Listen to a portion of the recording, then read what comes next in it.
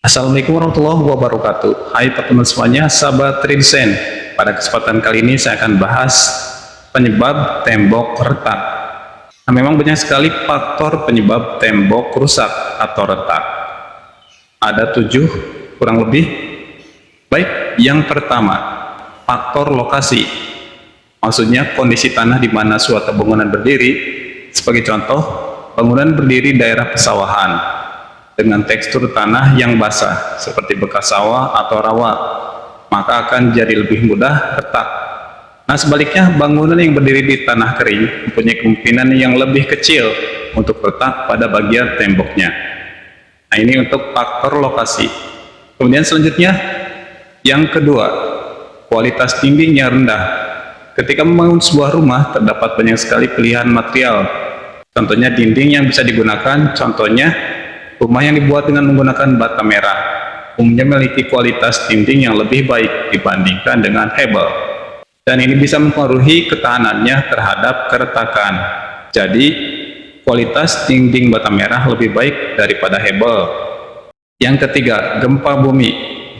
Gempa bumi bisa merusak bangunan dan menyebabkan tembok menjadi retak, apalagi dengan goncangan yang besar atau terus-menerus. Yang keempat, proses acian dan plester yang kurang tepat. Walaupun hal ini terbilang sederhana, ternyata proses pengacian tidak benar dan tidak teliti bisa menjadi salah satu penyebab tembok retak. Nah, idealnya tembok yang sudah berdiri sempurna juga perlu diplester. Setelah benar-benar kering, baru dilakukan proses pengacian. Sayangnya banyak tukang yang tidak sabar sehingga proses pengacian dilakukan secara terburu-buru. Hasilnya tembok akan mudah retak tipis dalam waktu singkat, misalnya retak rambut. Kemudian nomor 5, kusen kayu yang lapuk. Nah, kayu yang digunakan kusen rumah pada suatu waktu akan memuai hingga mengalami pelapukan atau rusak.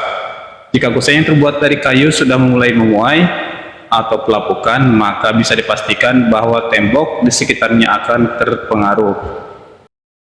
Nah, kemudian nomor 6, beban bangunan yang terlalu berat.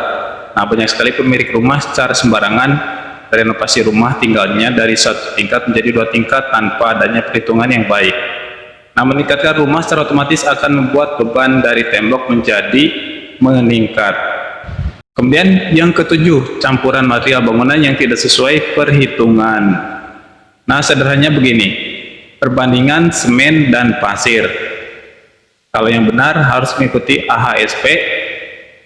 Nah, kurangnya semen atau terlalu banyak pasir dalam adukan menyebabkan adukan atau kualitas adukan jelek.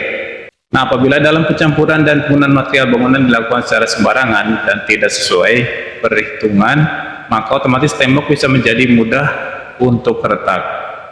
Nah, sekian faktor penyebab tembok retak. Nah, banyak sekali. Nah, sekian informasi kali ini, mudah-mudahan bermanfaat. Jika ada pertanyaan, mohon tulis di kolom komentar. Jangan lupa like, comment, share, dan subscribe. Terima kasih. Assalamualaikum warahmatullahi wabarakatuh.